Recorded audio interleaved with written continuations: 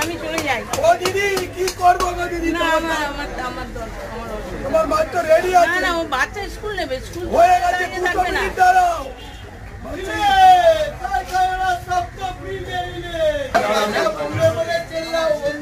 hello